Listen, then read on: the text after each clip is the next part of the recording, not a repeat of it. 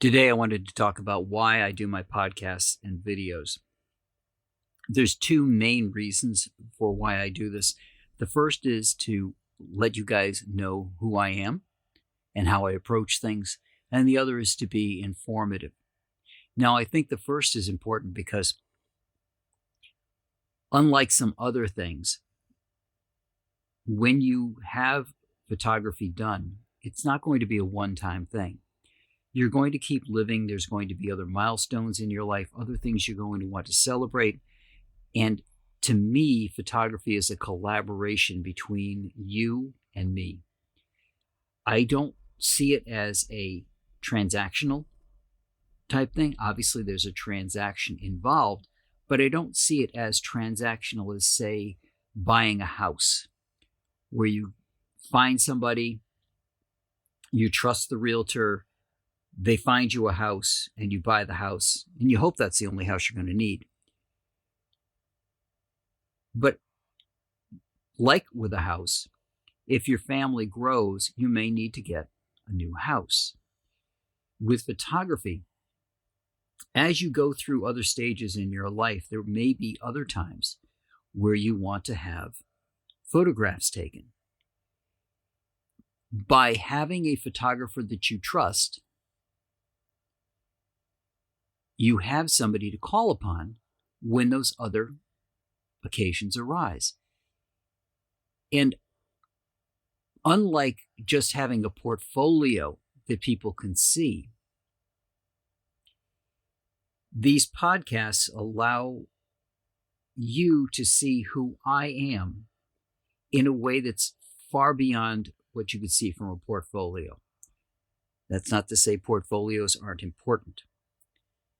By having a portfolio, you get a feel for the photographer's style from what they produce, but not their style when they're on the other side of the camera taking the pictures. Additionally, what you're going to see on any photographer's portfolio, and this is just normal, you're going to see the best of the best. You're going to see what they're going to put out there to show this is their best work, to attract you to them as a provider. Again, none of that tells you what it's going to be like, what that experience is going to be like with that photographer. It doesn't express to you not only their personality, but the style of the session. Now, that's not to say the style of how they're going to retouch photographs or the lighting that they're going to choose. We're talking here about how they approach working with you. And I think that's important if you're going to have a collaboration between you and the photographer, that you have a good understanding of what that photographer is like in person. And if you can't get that, and let's face it, if we went around to every photographer that we were going to use and tried to have a one-on-one with them, it would take a lot of time. But if you can see a photographer and you like their gallery, and then you have a method of finding out more about that photographer, be it a podcast, be it videos that they produce, something that allows you to get an idea of who they're like. Now, that's why some photographers will have testimonials put on their sites as well, to give you a feeling from a client's perspective of what it was like to deal with them.